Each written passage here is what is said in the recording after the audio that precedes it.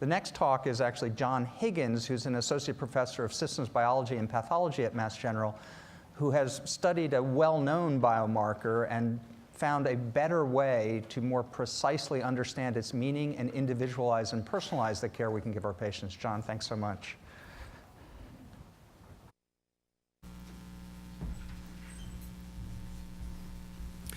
Good morning. I'd like to tell you about a new way to monitor diabetic treatments using existing clinical assays. This new approach can reduce monitoring errors by at least 50%, and that will obviously help patients achieve better outcomes. I think this method should also be useful, though, in helping drug developers who have drugs that actually work to design clinical trials that are likely to succeed, and should also help device manufacturers building devices that monitor glucose to appeal to a larger audience of diabetics. So we know that diabetes is a major risk factor for heart disease and also for non-cardiac complications. But we also know that diabetics can dramatically reduce their risk of these adverse outcomes by controlling their average glucose. The more they can keep their average glucose in the normal range, the lower their long-term risks of negative outcomes. Studies like the one shown here from the DCCT and EDIC found that cardiac risk could be reduced by 50% over the long run if patients kept their average glucose in the normal range. In order to do this, obviously, they need to estimate their average glucose first, and then they need tools that will enable them to control it. Currently, hemoglobin A1c is the best way to estimate a patient's average glucose, and that's because hemoglobin A1c represents the amount of glucose that has been absorbed by hemoglobin in red cells as they circulate. The higher the average glucose, the more hemoglobin will become glycated. So over the last few decades, as hemoglobin A1c has become available, it has dramatically improved outcomes for diabetics, but it's not perfect. For many patients, the average glucose estimated from hemoglobin A1c is quite inaccurate. Data such as this shown here shows that average glucose along the x-axis does not always predict the same hemoglobin A1c. It's obvious that many patients with identical average glucoses have quite a lot of variation in their A1c. If we zoom in and we look at patients who have a hemoglobin A1c of 7, all of these patients, if their treatment is based on hemoglobin A1c, all of them will be treated as if their average glucose is 154. But if we look a little closer, we can see that some of those patients actually have an average glucose of 132 and others as high as 186. The patients with 186 will be undertreated. They will be deprived of their opportunity to lower their long-term risk of complications. The patients with 132 will be overtreated, putting them at risk of adverse outcomes such as hypoglycemia. So it's obvious from this plot that more than just glucose determines A1c. There must be some non-glucose factors that influence A1c. My research group has been studying these non-glucose factors, trying to quantify them to see if there's a way we can adjust hemoglobin A1c for the important factors. What we found is that variation in mean red blood cell age across individuals is sufficient to explain all of the non-glucose variation in hemoglobin A1c. We further developed a way to adjust hemoglobin A1c for mean red cell age and reduce the errors in average glucose. This work was published in Science Translational Medicine last October. So we found, for instance, that this patient here, whose average glucose is about 200, that this patient has an unusually long red cell age.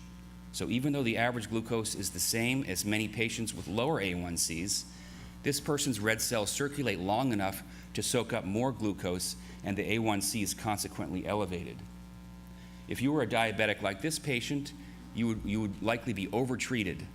If your treatments were chosen based on your A1C, you would be at significant risk of hypoglycemic episodes.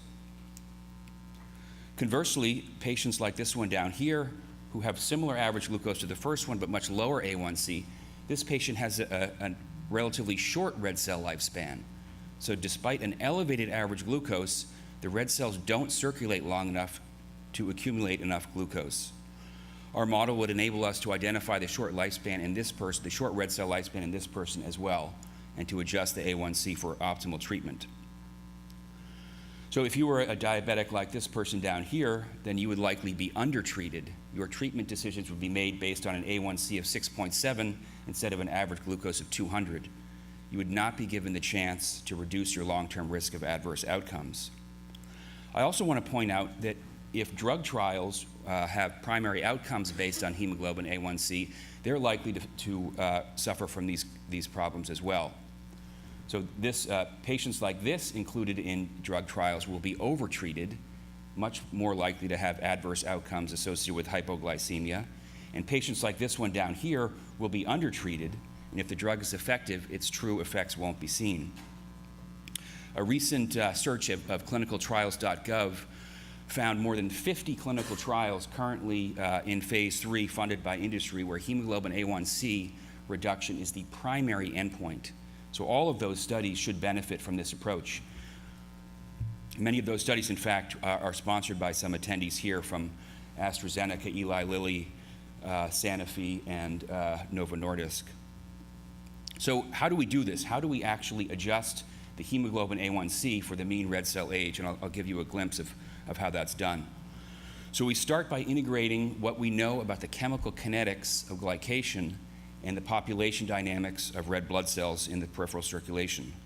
We've developed a mechanistic mathematical model that quantifies the relationship not just between average glucose and hemoglobin A1c, but also between chemical glycation and glycation in the bone marrow.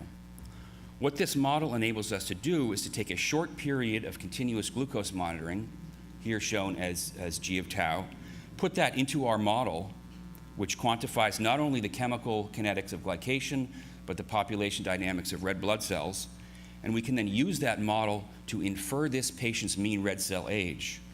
In parallel work, we've shown that mean red blood cell age is very stable in individuals, so this person can actually stop monitoring. We hang on to that mean red blood cell age, and in the future, at every checkup, when hemoglobin A1c is measured, instead of just using the population average curve to convert that A1c into an average glucose, we can include the patient's mean red blood cell age, and in this case find out that even though the hemoglobin A1c was 6.1, this patient would benefit from intensification of treatment. We have validated this approach in 4 independent sets of more than 400 patients, and the performance that's depicted here has been replicated. So this is data from one of the patient populations we studied. We made predictions based on our model shown down here, and we made predictions according to the current standard of care up here. A perfect prediction is down here in black with an error of 0. So under the current standard of care, the average A1c has an error of about 18 milligrams per deciliter in average glucose. In this patient population, we reduced that error to about 4 milligrams per deciliter. Overall, across all 4 independent populations of patients, the error reduction was greater than 50%. And particularly important for clinical studies is the rate of extreme errors. Using the current standard of care, errors greater than 30 milligrams per deciliter occur for about 1 patient in 13. And it's those extreme errors that drive the significant adverse events that can derail studies. With our method, we could reduce that rate of extreme errors from 1 in 13 to less than 1 in 250. So overall, this method, I think, will in fact help patients achieve better clinical outcomes in the long run. What we're interested in doing is partnering with industry. First of all, people who are developing drugs who would be interested in designing clinical trials to increase the chances of positive outcomes. Secondly, we're interested in working with device manufacturers who want to expand the pool of diabetics interested in monitoring, including to those with type 2 disease. Given the short period of time that's necessary to calibrate this method, I think it's a useful analogy as a Holter monitor, and we could consider a continuous glucose monitor as sort of a Holter monitor for type 2 diabetics. Use it for a short period of time to estimate their mean red blood cell age and help them achieve the best clinical outcomes possible. Thanks for your attention.